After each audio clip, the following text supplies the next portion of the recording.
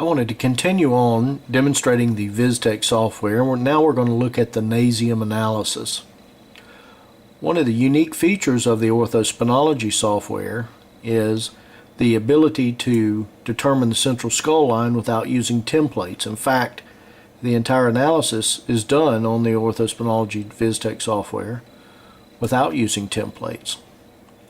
This makes it a revolutionary improvement over using the templates and trying to curve fit the skull's surfaces as it has been done for many years. With the Viztek software, we'll use the magnifying glass to bring up the skull surface, and we'll select the central skull line algorithm in the orthospinology subdirectory. Then you just drag a box around the edge of the skull. And as we drag a box, you can see the red lines will outline where the skull surface is being curve fit. You want to choose about 1 to 1.5 inches of the skull surface above the suture line. You can click it once and click it again, and this will give you some numbers. We can see that we used approximately 758 points to curve fit this. You can also change the threshold and resolution on this by pushing the minus sign. You can see this brings the threshold down, and it will change the way the curve fit occurs. What the software is actually doing is doing an edge detection routine on the edge of the surface. It's coming up with the coordinates of the points, and it's running an algorithm to determine the central skull line based on the points that it can see. If you're happy with that, and we can see that the angle of this particular skull line is 89.6 degrees, or a left head tilt of about 0.4 degrees. If you're happy with this, you hit the question mark button and it'll draw the central skull line. At this stage, we can use the pan feature here to drag this up a little so that we can see the atlas, the occipital condyles, the articular surfaces of the axis, as well as the lower cervical region. Our next step that we want to do is to again pull up the orthospinology feature, and let's select the plane line. As you know, we're going to select the inferior aspect of the lateral masses, inferior aspect of the posterior arches at the edge of the lateral mass, right at the edge of the lateral mass. And when we select that, it'll select that line nicely. You can zoom in, zoom out. You can also change the contrast to make those show up a little better. The next feature I want to demonstrate to you is the condylar circle feature. We start by selecting points on the left side. We can select 2 points on the left side of the outside 1/3 of the occipital condyle surface, and it may be only as much as 1/4 of an inch, or possibly a little bit more than that, but about 1/4 of an inch should do it. And once you've selected these, the computer then curve fits it, as it does with some of the other software and some of the other upper cervical techniques, and it'll curve fit the occipital condyle and determine the best fit circle, and it also measures the circle size at this point. Let's look at the axial surface analysis, the axial circle. You want to go right to the lateral edge, and I always start on the left side, and we'll click the lateral margin first on the left. We'll follow the surface in to the medial aspect of the surface and click. You'll notice it has 2 dots there, which represents the 3/32 dip dot line. We'll go over to the right and again go out to the lateral margin first. Again, we'll follow the articular surface in, and then we'll select that surface. And again, it will use the dip dot lines automatically and determine the axial surface circle size.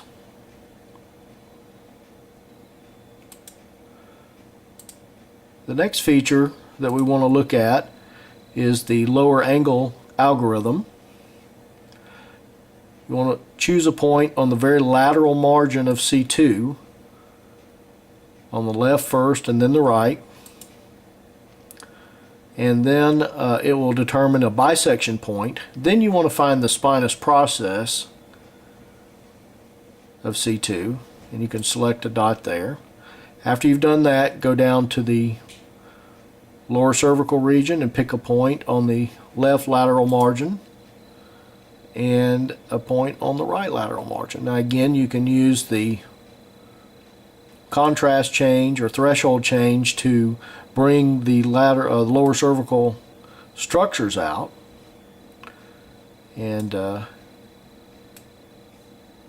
you can adjust the points.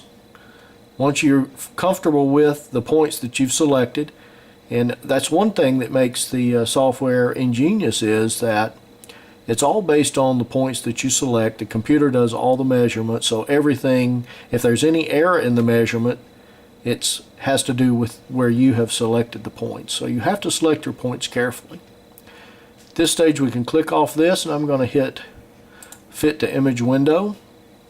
And now you can see the central skull line, the lower angle line, the atlas plane line. This is a vertical, the green line is a vertical line. We're going to add the orthospinology analysis to this at this stage, and we'll call it the Nasium calculations. With a touch of the button, every measurement you need is right there. And I'm going to bring this in a little bit so we can look at this. Okay. Now this must have been one of my post x-rays because it's just about zeroed out here. We can see here the atlas laterality in this case is atlas left 0.16 degrees. In parentheses you also see the head tilt. The head tilts to the right 0.37 degrees in this case. The odontoid is left 0.16 degrees. The spinous process is left 1. Inside the parentheses represents the y-axis rotation. So if you understand orthospinology analysis, the spinous rotational measurement is not the same as the y-axis rotation measurement. We don't really look at the y-axis rotation, and we list it as left 1.01 in this case. The lower angle measurement is right below that. In this case it's left 1.22 degrees. The lower cervical spine is tilted from the bottom towards the top. It's tilted in the right, in the direction of right, meaning that there's probably some right head translation in this particular Nasium. We see that the C circle size is 3.19. The axial circle here is 7.30. Now Viztek designed their software just a little bit differently than I did on the dock.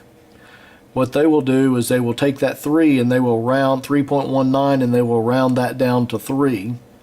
They will take anything over 7 and round it up to 8. So a 7.30 would round to an 8. In the dock software I did a little differently. That would actually round down to a 7 in this situation. But at any rate it would be a 3 over 7.